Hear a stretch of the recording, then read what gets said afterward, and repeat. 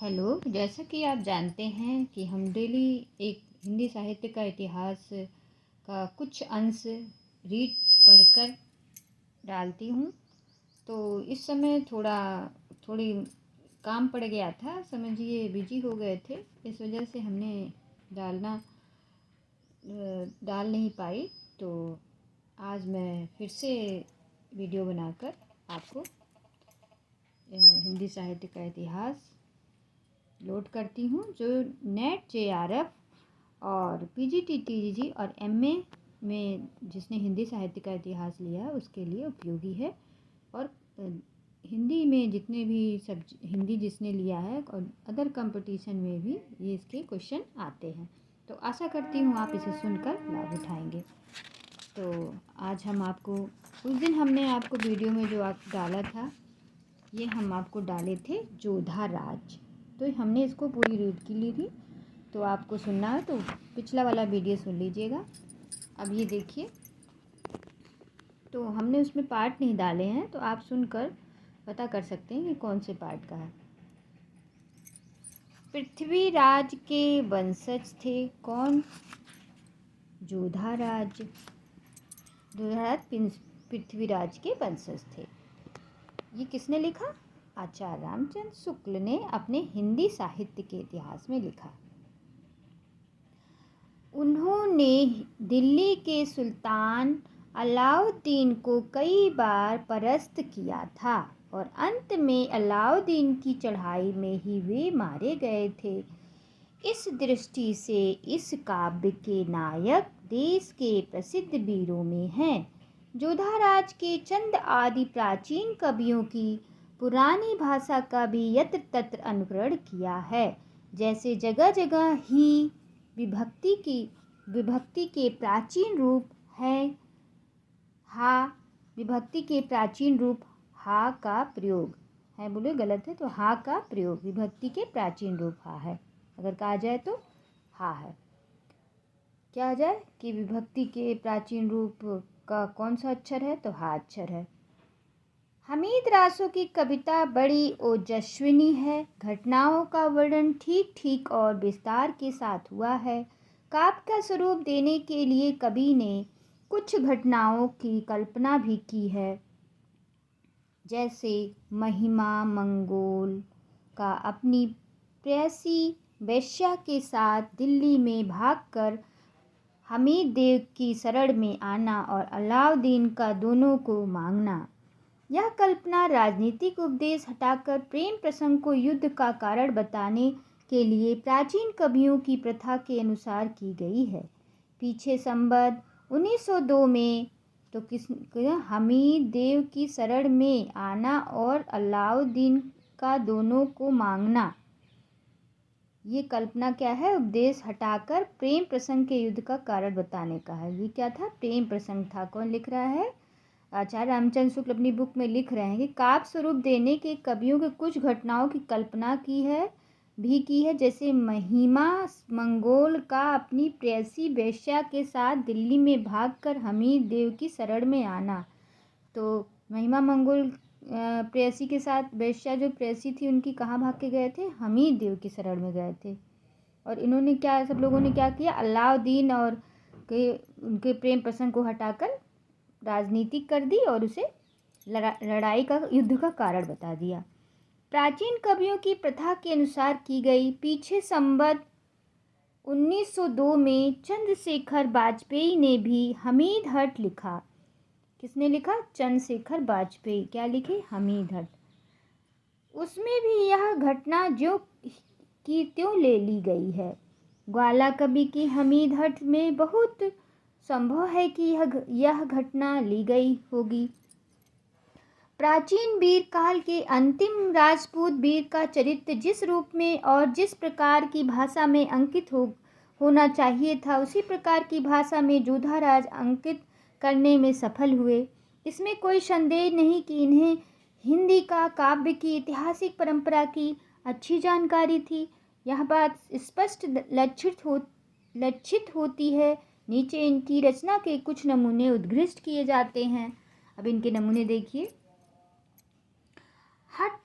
कब हठ करे अलावदी, रणथंभर गढ़ आही। काबे शेख सराने रहे, बहुरेव महिमा साही। सुर सोच मन में करो, पदवी लाहो न फेरी। जो हठ छड़ो राव तुम, उतना लाजे अजमेरी। राखी शेख न तजो, तजो शीस गढ़ देश। रानी राव हमीर को, यह हिंदो उपदेश। कहाँ पवर जगदेव शीस, आपन कर कठोय। कहाँ भोज विक्रम सुराव, जिन पर दुख मिट्यो। सदा भार नित करन कनक, विपन की को दोन। रहो न रहिए कोई देव नर नांग, सुचीनो। यह बात राय हमीद सु, रानी इम आस कही। जो भई चकवे मंडली, सुनि रवि सीखे नाही। जीवन मरण संजोग जग कौन मिटावे ताही। जो जन्मे संसार अमर रहे नहीं आही। कहाँ जेत कहाँ सुर, कहाँ सोमेश्वर राड़ा। कहाँ गए पृथ्वीराज सह, दल जीत न आड़ा। हो तब मिटे न जगत में, कीजे चिंता कोय। आशा कहे हमीर सो, अब चूको मति सोय। पुंडरिक सुत सुता, तासुपद कमल मनाओ। विशद बरन बस बहसन, विशद भूषण ही ध्याओ। विशद जंत्र सुर सुत, तंत्र सुंदर जुत सोय। विशत ताल इक भुजा, दुतित पुस्तक मन सोय। मतिराज हंस हसन चढ़ी, रटि सुरन कीरति विमल। जय मातु सदा बरदायनी, देहु सदा वरदान बल। तो यहाँ पे ख़त्म होती इनकी पंक्ति। तो ये सब किसकी थी, तो मैं आपको बता देती हूँ। ये जोधाराज की थी, जो पृथ्वीराज के वंशज थे। अब हम आपको एक इसमें रचना भी आई थी, जो आपको याद रखनी है। तो हमीद हठ रासो बहुत संभो, यह घटना ली गई है। वीर काल में राजपूत वीर चरित्र का वर्णन है। 1902 में चंद्रशेखर वाजपेयी ने हमीद हठ लिखी थी। 1902 में चंद्रशेखर वाजपेयी ने भी हमीद हठ लिखी थी। तो कौन लिखा था? हाँ, चंद्रशेखर वाजपेयी। अब देखिए, बक्सी हंसराज 15 नंबर पे है अन्य रीति काव्य में। ये श्रीवास्तव कायस्थ थे। इनका जन्म संबत 1799 में पन्ना में हुआ था। इनके पूर्वज बक्सी हरि कृष्णु जी पन्ना राज्य में मंत्री थे। हंसराज जी पन्ना नरेश श्री अमन सिंह जी के दरबारियों में थे। ये ब्रज के व्यास गद्दी के विजय साखी नामक महात्मा के शिष्य थे। किसके शिष्य थे? विजय साखी नामक महात्मा के, व्यास के गद्दी पे थे वो, जिन्होंने इनका सांप्रदायिक नाम प्रेम सखी रखा। बक्सी हंसराज का पूछा जाए नाम प्रेम सखी किसने रखा, तो विजय साखी उनके गुरु ने। साखी भाव के उपासक होने के कारण इन्होंने अत्यंत प्रेम मधुरपूर्ण रचनाएं की। इनके 4 ग्रंथ पाए जाते हैं। 4 ग्रंथ देखिए कौन कौन से हैं। स्नेह सागर बक्सी हंसराज, बिरहा विलास बक्सी हंसराज, रामचंद्रिका। देखिए रामचंद्रिका केसो का भी है, यहाँ पर बक्सी हंसराज का भी है। रामचंद्रिका बक्सी हंसराज, 12 मासा बक्सी हंसराज, जिनका नाम और क्या है? प्रेम सखी। इनमें ये जो था 12 मासा, ये है 1811 में, जिसका है बक्सी हंसराज यानी प्रेम सखी का। इनमें से प्रथम बड़ा ग्रंथ, दूसरा शायद इनकी पहली रचना है। स्नेह सागर का संपादन श्रीयुत लाला भगवान दीन जी बड़े अच्छे ढंग से कर चुके हैं। शेष ग्रंथ प्रकाशित नहीं हुए। ठीक है, इनके ग्रंथ प्रकाशित नहीं हुए शेष। स्नेह सागर प्रकाशित हुआ था। 9 तरंगों में समाप्त हुआ है, जिनमें कृष्ण की विविध लीलाएं सार छंद में वर्णन की गई हैं। भाषा बहुत ही मधुर, सरस और चलती हैं। भाषा का ऐसा स्निग्ध सरल प्रभाव बहुत ही कम देखने में आता है। पद विन्यास अत्यंत कोमल और ललित है। कृत्रिमता का लेस नहीं है। अनुप्रास बहुत ही संयत मात्र में और स्वाभाविक है। मधुर प्रधानता संस्कृत की पदावली का नहीं, भाषा की सरल सुबोध पदावली का है। भाषा सब प्रकार की आदर्श भाषा है। कल्पना भाव विलास में ही पूर्णतः प्रवृत्त है। अपने अलग उड़ान में लिखने में नहीं, भाव विकास के अत्यंत परिमार्जित और स्वाभाविक है। आगे देखिए, पेज पलटना पड़ेगा। व्यापार ही रखे गए हैं। वास्तव में स्नेह सागर एक अनूठा ग्रंथ है। इसके कुछ पद नीचे उद्घृष्ट किए जाते हैं। दमकत दीपति देह दामनी सी चमकत चंचल नैना, घूंघट बिच खेलत खंजन से उड़ उड़ दिथि लगे ना, लटकत ललित पीठ पर चोटी बिच बिच सुमन सवाय, देखे ताहि मेर सो आवत मनहु भुजंगनी कारी, इतते चली राधिका गौरी सोपन अपनी गया, उतते अति आतुर आनंद सो आए कुंवर कन्हैया, काशी भवे हंसी कुमारी राधिका कान्हा कुमारी सो बोली, अंग अंग उमंग भरे आनंदो दरकत छिन छिन चोली, अरे मुकुटवर चरवाहे गाय हमारी लीजो, जाए न काहू तुरंत की ब्यानी, सौंपी खरक के दीजो, होहू चरावन हार गाय के बाधन हार छुराए, काली दीजे तुम आए दोहनी पावे दूध लुराया, काहू आए बन विथिन या लीला लाखी जैसे, कही कही कुटिल कठिन कुटिलन सो सिंगरे ब्रज बग रहे, जो तुम्हारी इनकी ये बातें सुने हैं कीरति रानी, तो कैसे पट्टी हैं पाटे ते घटी हैं कुल को पानी। तो ये किसकी थी? ये थी बक्सी हंसराज, जिनके उनके ऋषि थे, उनके जो गुरु थे विजय साखी, उनका नाम प्रेम साखी रख दिए थे। बस उनका ये था पदावली पद। अब जनक राज किशोरी शरण, ठीक है, किसका था पद? कौन सा उसमें था? स्नेह सागर का था, स्नेह सागर ग्रंथ का था। किसका था? बक्सी का। अब देखिए 16, जनक राजा किशोरी शरण। जनक राजा किशोरी शरण ये अयोध्या के एक बैरागी थे और संवत 1797 वर्तमान में थे। इन्होंने भक्ति ज्ञान और रामचरित्र संबंधित बहुत सी कविताएं की। कुछ ग्रंथ संस्कृत में भी लिखे।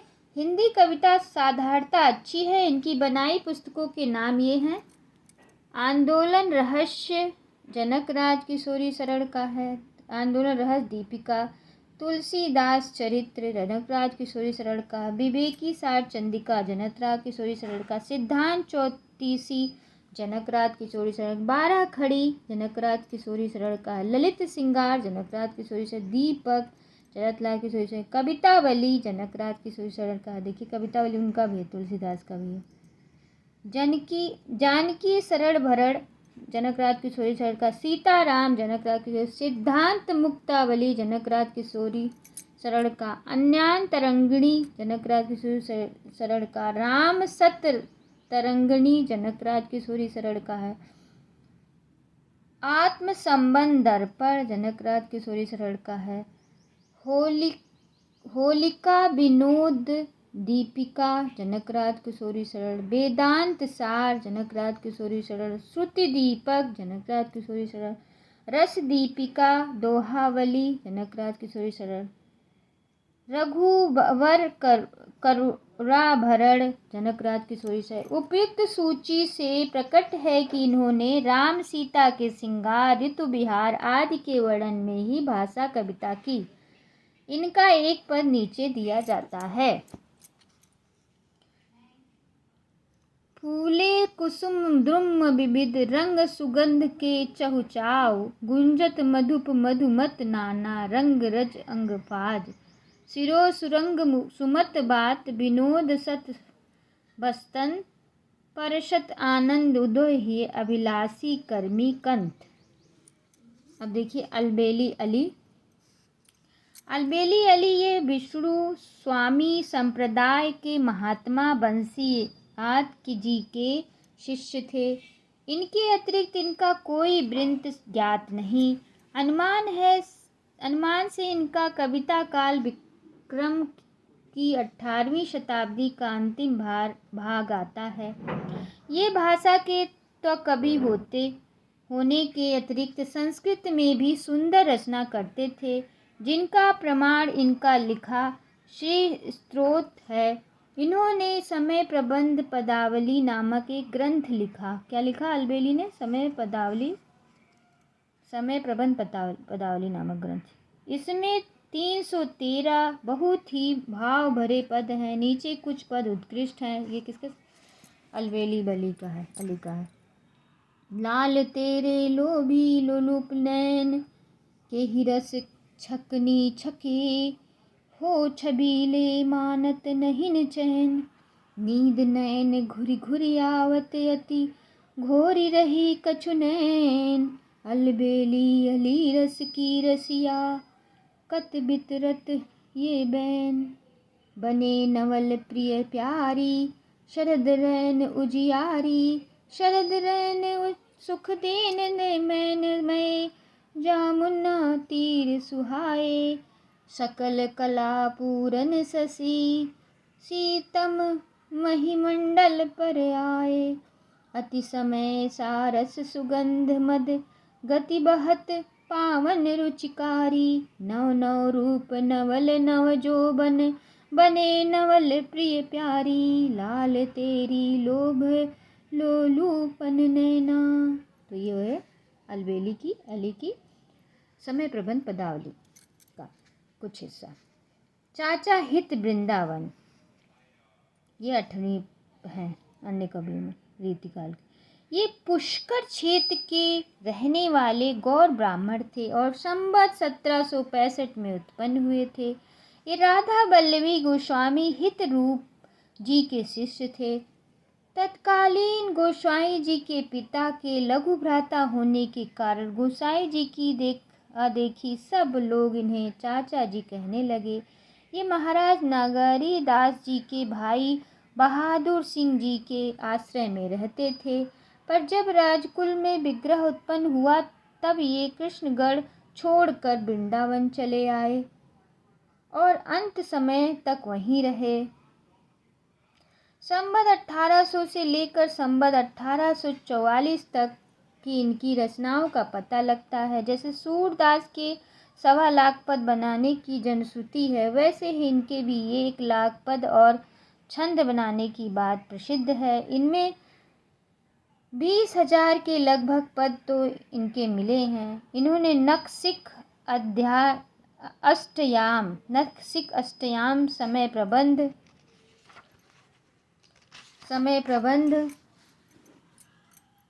छदम लीला आदि असंख्य प्रसंगों का विशद वर्णन किया है। छदम लीलाओं का वर्णन तो बड़ा ही अनूठा है। इनके ग्रंथ प्रकाशित नहीं हुए। राग रत्नाकर आदि ग्रंथों में इनके बहुत से पद संग्रहित मिलते हैं। छत्रपुर के राज पुस्तकालय में इनकी बहुत सी रचनाएं सुरक्षित हैं।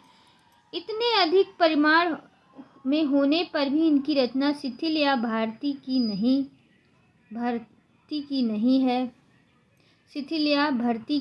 है। भाषा पर इनका पूरा अधिकार प्रकट होता है। लीलाओं के अंतर्गत वचन और व्यापार की योजना में इनकी कल्पना की स्फूर्ति का परिचय देती है। इनके 2 पद नीचे दिए जाते हैं। मणिहारी लीला से है ये ग्रंथ, ये पद। मिठ बोली नमल मणिहारी, बाँव बोहे गोल गरूर है। या के नयन चुटीले भारी, चूरो लखिल मुख ते कहे। घूंघट में मुस्काती, शशि मनु बदरी ओटते। दुरीधर सतयति भांति, चूरो बड़ो है मोल को। नगर नगाहक को, मोफोरी माँ खासी परी। आई सब घर टोय, प्रीतम तुम मो द्रुगल बसत हो। कहाँ भरोसे हैं पूछत हो। के चतुराई कर जू हंसत हो। लीजे परखी स्वरूप अपनो, पुत्रिन में तुम ही तो लसत हो। वृंदावन हित रूप रसिक तुम, कुंज लड़ावत हित हुंत सत हो। तो इस तरह से आज का ख़त्म हुआ। जैसे कि आपको याद है कि हम आपको अगला वीडियो अगले दिन देंगे। नमस्कार। आशा करती हूँ आप इसे सुनकर लाभ उठाएंगे।